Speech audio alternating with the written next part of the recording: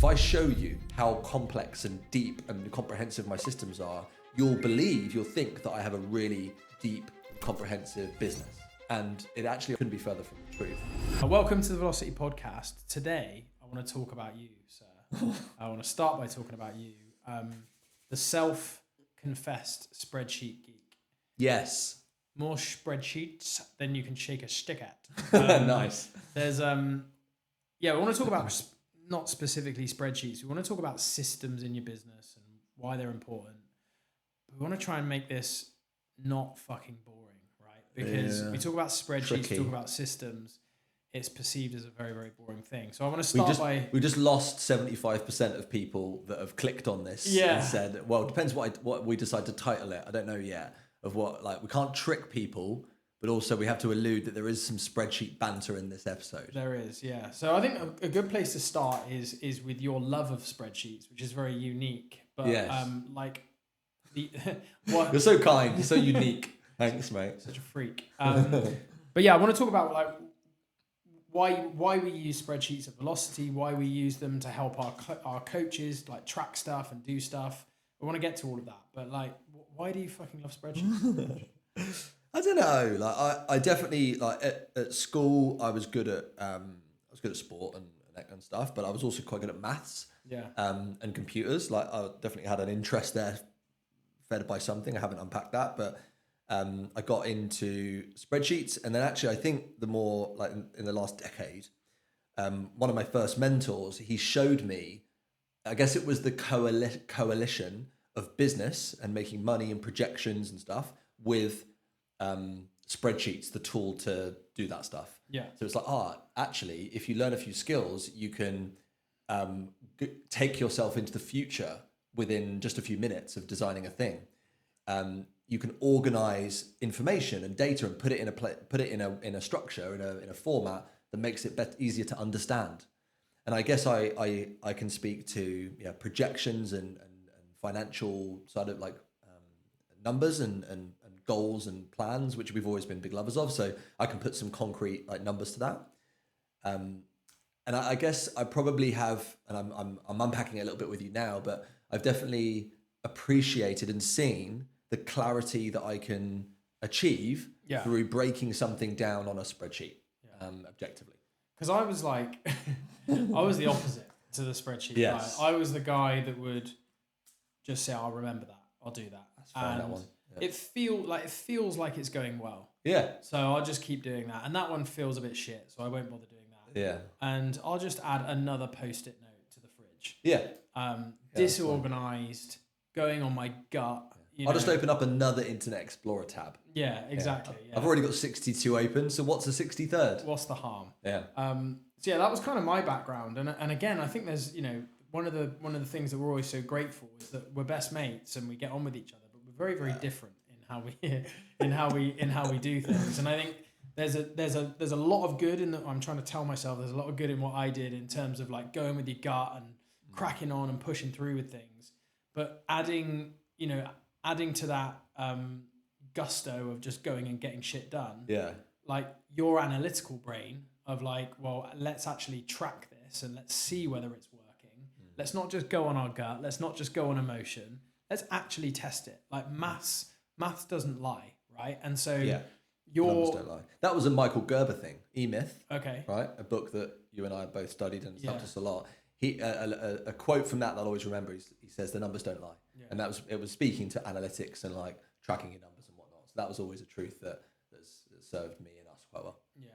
So whilst I don't think I'm ever going to have your love of actually building spreadsheets, I do very much appreciate what they allow us to do at Velocity, and now being able to pass that on to our coaches. And listen, we don't want to over-engineer it, and we'll talk about that, but. Giving our coaches access to pre-built spreadsheets that are going to work things out for them, going to calculate things for them, and give them some real hard numbers that will allow them to check if what they're doing is working has been incredibly powerful, right? Yeah, and the bit that I'm really keen to talk about that you just touched on there is the nuance of this, right? So we can paint you as one extreme, which is the guy that never used one, couldn't give a monkey's, don't care, like not going to go there. And me at times, and I've definitely improved at this, but at times where I'll make a spreadsheet for anything. Make a spreadsheet about the spreadsheets. Yeah, I have a spreadsheet to track my spreadsheets. Like that kind of extreme end of the spectrum. Now, I think again, like this is where you can't label spreadsheets as a good or a bad thing. You can't say, I don't do that or I can't do that. It's like we have to appreciate that analytics and numbers and tracking are a part of business. Sure. And there are things in life where it's useful to log and track things. But when we get under the hood and we start unpacking it a little bit more, we realize that there is a spectrum, and there are some cases in life where your more instinctual, fuck it, just do it, like get it going attitude is really good for a thing. And there's sometimes where actually, no, you need to take the time and use a tool like a spreadsheet to be able to help you understand something better, gain clarity on a thing so that I can make better decisions, which will ultimately make big impacts on my life and my business. So there's definitely like looking at what are we using a spreadsheet or what are we analyzing or tracking, and then be able to make the right decision at the right time for the right thing. I think that's when it gets quite difficult to understand, because you now need nuance, you need knowledge and context and understanding. But we've definitely evolved a lot, and we'll tell about the story about the spreadsheet that I found this morning that I built maybe 3 years ago. We can tell that story in a moment. But that I think we have to appreciate, again, it's not wrong. We have to know that when is it right to take what approach. Yeah, I think a good place to kind of set this up for anybody that isn't in our world right now, isn't working with us at Velocity, is we've got 4 things that we do for personal trainers, and we put these into a roadmap, right? So we have a roadmap that our coaches use to help them figure out, and with us through their coaching, what really matters right now. What's the thing that's going to move the needle most for your business? We have attract, convert, serve, and systemize. And systemize and building systems for your business is essentially something that's going to allow you to do things better, to maybe to do more of it, or to do it with better quality, and to keep overwhelm at bay. To be able to manage a growing business without it just getting harder and harder and harder to keep doing the things that you're doing well. And the systemized pillar is not just about spreadsheets, of course. There's a lot of things, but that's kind of classically where you would place a spreadsheet if we were to give it a place on our roadmap.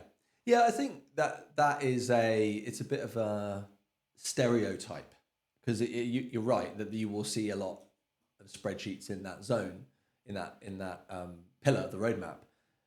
But I think what's really useful, again, asking ourselves, what do we want to use it for? How will it benefit me? Like, why am I bothered? Yeah. That's a good question to figure out why we might use one. And our systemized pillar is made of things that either save a personal trainer time, energy, or money. And it's an acronym: save yourself time, energy, money. And so I think a lot of spreadsheets can save you time, because you can prevent mistakes by understanding if something's working or not. That's an analytical measurement tool is a very common use case for a spreadsheet, and that will save you a lot of time. It will also save you a lot of energy, because you'll be able to do more of the right things quickly. And it can also save you money, because particularly if you're running ad campaigns or if you're spending money on promotional material, if you know what works and what doesn't, then you can spend more money on the things that do and less on the stuff that doesn't. So I think that it is a good use case, but you're right, it's not the only thing. It won't only exist inside the systemized pillar. Yeah, and a good example of this, a conversation I had with someone the other day. We have one of the spreadsheets that you created is called the 10-3-1, and this is What a system! This is where credit to you on that one for the name of it, though, because the principle of it originated from what you did to get fully booked in the first place, and it was like a little idea that I don't know where you got it back in the late 2000s when you started out PT, and you were like 10-3-1, and then that's where like the beauty of your brawn and like that focus and that energy and what you did to generate leads and sign clients, and my spreadsheet geekiness was like, let's put this together in a system that people can install and use and just run with. Yeah. My rule, and again, I didn't have a spreadsheet for it, but my rule was every single day. We've changed this a little bit now, but this was my rule at the time. Every day, I want to generate 10 new leads. I'm going to go and speak to, whether that's online or offline, 10 people and start conversations with them. And from those 10 conversations, I want to make sure that 3 of those people book in for let's just call it a taster session or a consultation for now. And I know that from those 3, at least one of them is going to sign up. And that was my mission at the time, is I wanted one new client every single day. Now, as we've discussed in other podcasts, and I didn't get that right, and I caused myself a lot of pain in the aggressive nature of how I was trying to grow the business. So for us now, 10-3-1 is a weekly thing for our coaches. Yep. 10 leads every week, 10 new leads, 3 bookings, at least 1 sign up every single week for your business. But you can't just go out that and go on your gut like I did, because you don't really know whether it's working. And there's going to be some of those leads that you generate that aren't going to engage with you now, but they might later. So what we've got is essentially a database where you can track every single lead that you generate, and you can move this ratio into your world, into your business, and consistently sign a client every week. The conversation I was having with a coach was somebody that I said to them, we have a particular strategy at Velocity that I wanted this person to use. And I said, how many people have you got on your 10-3-1? And they hadn't been using it. They hadn't been building their 10-3-1. I said, I haven't been doing it. I haven't updated it for a while. And I said, okay, could you go and get those names? Could you go and find those names? All of those leads that you've generated in the last 3 months? So I could, but it's going to take me a while. And my response was, hence the need for the 10-3-1. If you do it as you go along, you have a system. And you said about saving time and energy. What a perfect example. Yeah. If you have all of your leads listed in one place, not only listed, but all of the information about them, where they're at in terms of what we call the 6-stage ladder, but essentially like, do they know you? Do they like you? Do they trust you? Like, how far along the journey are they? Because that's going to influence what you say to them. What interactions have you had with them already? Like, all of that data, if it's already stored, if it's already in one place, I now know is a fantastic way to build your business. The knock on to that is that people over-engineer systems as well, right? So they do things at the wrong time. Hence why we have our roadmap, like, chronologically taking people through the journey. So tell us a little bit about that, because I know that's something that we were laughing about this morning. Yeah, I think, okay, so the first place I became aware of this for me, and we see it a lot in coaches in the early stages of the journey, and I think we've done a good job of understanding why, is when you overcomplicate the coaching and training process that you take a client through, and you over-explain, use big words unnecessarily. And we realize most times this is an imposter syndrome issue, because I want to sound more intelligent. I'm trying to prove myself that I'm a good trainer, I know my shit, and I need to show you that. And I'm going to show you that by talking about the semimembranosus, its origin to I've forgotten it now, the pelvic thing, anyway, to where it is on the pelvis. And so we use long, complicated words for the wrong reasons. It's like a circus, isn't it? Yeah. Like, I want to show this off. Yeah, this is a showy thing, and I want to impress upon you and show you how intelligent I am. Rather than, when we think about communication, the goal is to seek understanding from another and get an idea into their head. And we know that if we can make it more simple as it possibly can be, to get that message or that lesson into someone else's brain, and then have them translate it into an action or a behavior, we'll get a better result for a client. And so, you always talked about, I remember we did a training once, this is a while back, on visualization. And we were talking about how can we get someone to pinch their shoulder blades back. So, like, we used to say, now retract your scapula, depress those scapula. You're like, shut up, mate. And then what was it you would say, like, squeeze a peach in your back or something? I used to say, imagine you've got a £50 note, and I've just put it in between your shoulder blades. Yeah. And it's a windy day. Yeah. Keep it there. That's it. Don't lose it. And if you do that for the whole set, you can keep the £50 note. That's it. And so you get really simple language, nice vivid images, and you communicate the idea. So anyway, that's the basic principle. And I think I didn't always know this. We've definitely battled with our imposter syndrome in our career, and we still do. Like, it's an ever present thing, and that's a conversation for another day. But I think with spreadsheets, using that as an example, like, I think there is definitely an element of the same thing happening, where if I show you how complex and deep and comprehensive my systems are, you'll think that I have a really deep and comprehensive business and service, and it's worth a lot. And it actually oftentimes couldn't be further from the truth. And so I think one of the principles that I am living by more and more these days, as I think about building and creating things for ourselves and our clients, is elegance. And elegance speaks to something that is as simple as it can be, but no simpler than it has to be to perform its job and to do a thing that you want done. And so when I looked at, I looked at a spreadsheet this morning of something that I built about 3 years ago, and it kind of made me cringe a bit because it was built by David of 3 years ago. And since then I've developed, I've improved a lot, and I'm now better able, like many coaches are with more experience, to do a job in fewer, like communicate a thing in fewer words, to help someone achieve an outcome in fewer steps, with less energy, less sacrifice, less effort, because I can choose the right words at the right time, or give them the right tools in the right order for them to do a job.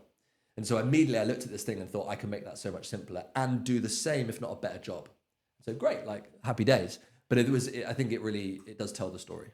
Yeah, for sure. I think there's also an element to that in terms of what coaches sometimes get drawn into, in terms of what they purchase or what they buy into, because they see something that's super complicated, super sort of deep and engaged, but it's actually massively over-engineered for where they're at in their business. Yeah. But they buy into it because they want that thing that you were just talking about. Like, oh, if I get this, it's going to show that I'm really taking my business seriously. It's going to do everything for me. But it's too many levels ahead. Like buying into a full-on CRM system with all of these different things, and you've got 3 clients and you don't know how to generate a lead. Yeah. So yeah, we like to, or more so you, this is your side of things. We like to keep things, what was that you said, as simple as it can be, but no simpler than it has to be. As simple as possible, but no simpler than it has to be to do the job that it's there to do. And to do that, you have to remove your spreadsheet ego, right? Like exactly. That's got to go out the door. And it's like, well, it's not about that. It's not about me showing off my skills. And you can relate this to anything in business. It's about me asking myself the very raw question of what is the outcome? Yeah. What do I want this to achieve? Yeah. And how do I do that in the simplest way possible? And the skill, when I've unpacked this further, like the skill that you've got to develop is empathy, right? So the empathy is basically being able to feel what someone else feels and put yourself in their shoes. And so if I'm building something for a client towards a specific outcome, I've got to get in their shoes and think, okay, well, if I know spreadsheets, this person doesn't. So I can't build something to my knowledge. I have to build it for them. Or like a trainer, if they know nutrition like the back of their hand, they understand macro and micronutrients, they understand food timings and circadian rhythms and impact on digestion and sleep, when I eat and what I eat and all the stuff. And then you've got Jane, who... Poor old Jane. She doesn't really know what a calorie is. Think she gets protein and carbs, but doesn't really have a deep understanding. And what we have to do is we have to help her change her behavior to lose weight, gain weight, muscle, whatever, an outcome that she wants. But I have to do it in a way that she will understand. And it takes a lot. You have to be empathetic to ask questions and develop understanding of where that person's coming from, so that you can communicate and serve and build and design and implement for Jane, for your client. This used to really fuck me off, right? So we were both trainers for a long time, for 15 years. And I remember I worked in various different commercial gyms for a long time. And I remember hearing coaches like show an exercise, they demonstrate an exercise, and then they'd say, right, now you do it. And the client wouldn't do it. Like they wouldn't be able to do it as well. And then they would go, no, do it like this. And then they would just repeat the same thing. It's like, I'm looking going, their body physically can't do it, or they don't understand what you're asking them to do. So don't just keep doing it. Like, don't just keep repeating that and get pissed off that they can't perfectly copy you. You need to break it down. You need to make it simpler. You need to say, no, imagine this, or okay, cool. That's great. Let's try this, and break that movement down into different pieces and then try and put it all back together in the end. But I used to see it all the time. Like coaches would just be on repeat. And I'm like, that's not fucking coaching. Yeah. That's just getting someone to try and shadow copy you. Yeah. Like, and being as removed from the thing you're doing, whether it's a spreadsheet, an exercise, an app, like whatever the thing is that you're trying to use to get a result, try not to be too attached to it. This is one of the things that we've come to learn. If I'm more attached to the outcome of what I'm trying to do by it, I'll make much better decisions about how to get there. So we see this with apps a lot, where if people get married to the app, it's their fault they're not following the plan. Yeah. And maybe I need to get a new app. Maybe I need to build a new program. My clients are not sticking to their training, so I'm gonna put it on a different app. I'm gonna move from True Coach to Trainerize, and I think that's gonna solve the problem. That will solve the problem. Rather than thinking the problem is I need to change my client's behavior. Yeah. So can I? And it might be the app. I'm not saying it's not, but often we don't go to the right place initially. We don't think about it in the right way to get the result that we're after. Whereas if we sit down with the client and say, look, the outcome we're looking for is this. This is what we want. Is that right? Let's just check that we've got the right North Star, that we are pointed in the right direction, and then say, is that right? Check, because oftentimes you just face the wrong way entirely. And then we discuss, this is what we've been doing, but this is what I'm seeing. This is what I want to see, and we're not seeing that.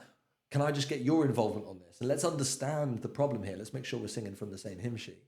Because if we're not married to the mechanism, the shiny thing, the app or the spreadsheet, then I can remove myself and not get lost in that, and actually make the right decision by the client and by myself to get the result that we're all looking for.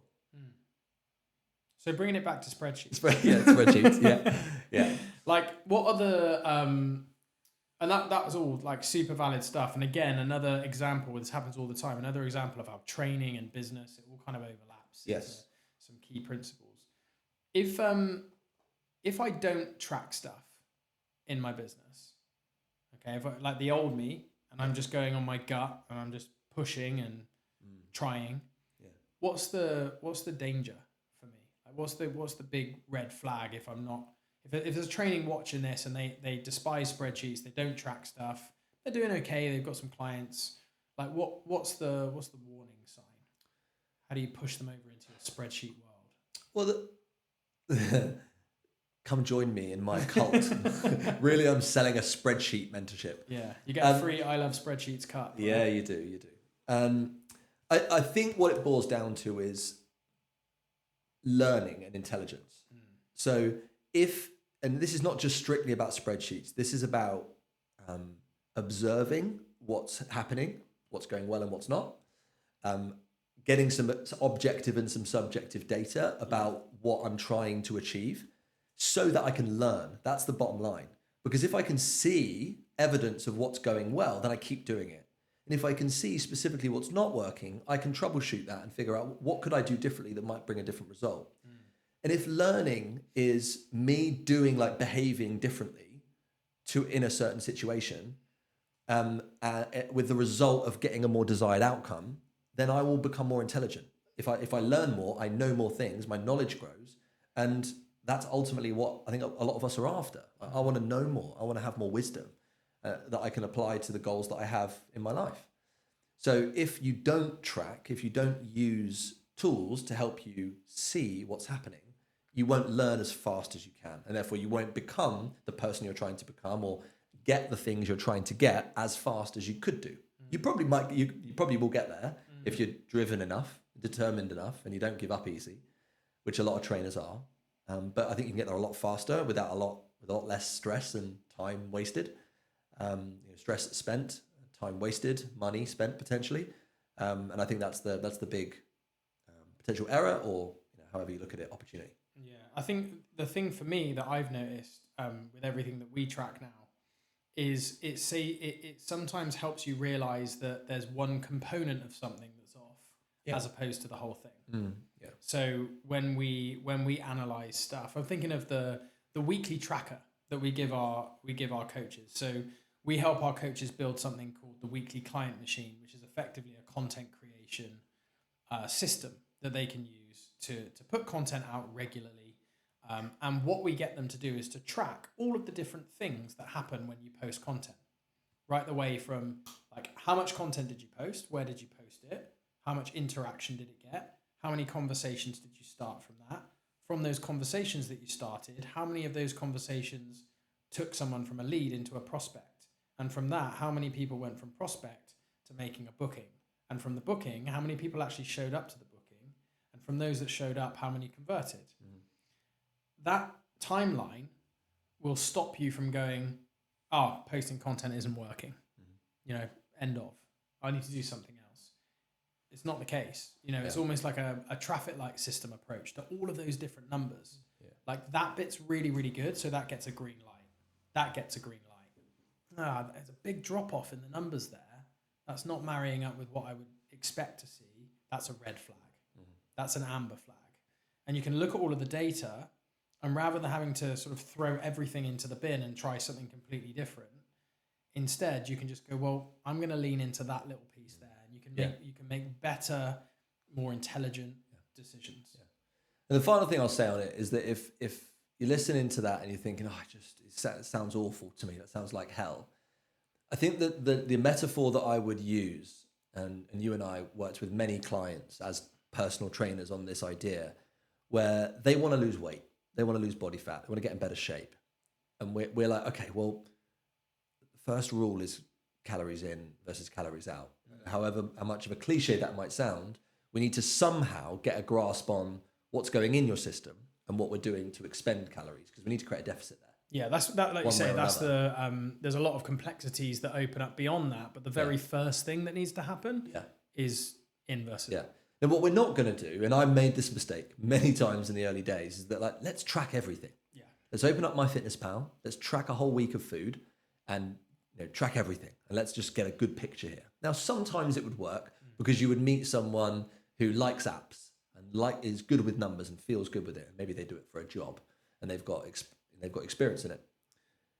But most people, it's a scary thing. They'll maybe not so good with technology, maybe not so good with numbers, maybe just not busy. They've got a busy life, and tracking takes time. So how am I going to fit it in? And I haven't created the time for it yet. So that's going to be tough to start and stick at. So what do? Well, we start small. We start with one thing. Can we just start with, where do we think the problem is? Dinner. Okay, we eat a lot at night. Can we just start by doing 3 dinners? Could you just take a picture? Because that's tracking. Just a lighter form of it. Maybe an easier, shorter, sweeter thing to do to get us started.